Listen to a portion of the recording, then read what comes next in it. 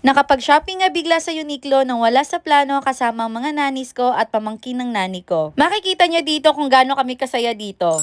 Supposedly, ang bibilin lang namin ni Bobby ay medyas niya tsaka mga susuotin nila ate sa groundbreaking. Hindi ko ngayon nakala na madami ako makikita lalo na sa mga pambata kaya naman ay si Macy ay kuha lang ng kuha. Pinakuha ko na nga sila ng gusto nila at sabi ko kumuha pa sila kapag may makikita sila. Kaso nahihiya daw kako sila kasi nga ang mahal ng mga presyo dito. Sabi ko, bakit nyo kasi tinitignan yung presyo? Pwede nyo naman lang ilagay sa basket diretso. Ang hindi lang nabilan dito sa Abrupt Shopping na to ay si Jem namin. Dahil wala nga magkakasya sa kanya at panay shopping na siya ng mga nauna. Puno na nga yung bahay na halos mga gamit lang niya. Nadagdagan pa nga ng playpen niya. Nag-shopping si Konday.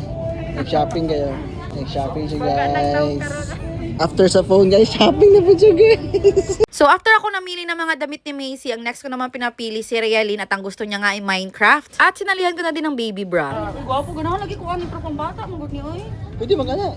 No, ako pod no. Ikaw sa kuha? Pwede ko ron. Pagpabas mo. Ano masasabi mo Realin? English man dapat. Good. Ano masasabi mo to? Thank you very much. Ang dating phone. Ito kay Realin, ito sa akin. Pero nagdagdag lang ako ng kulay. So,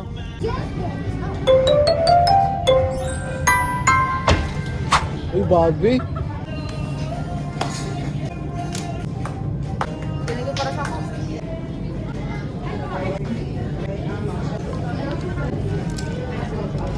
Ay.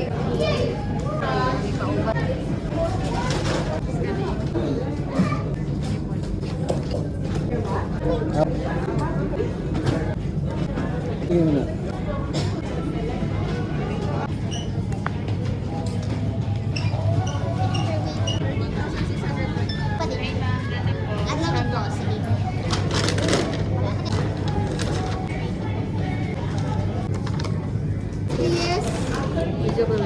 Realin. Kay Ate Mars din sana. Tinday.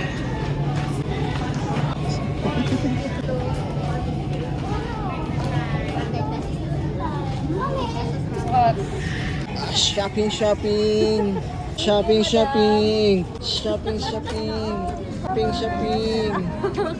Sorry ka.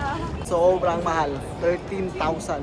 Yun lang. So yung medyas at damit lang sana na bibilin ay nauwi sa 13,620. Thank you Uniqlo!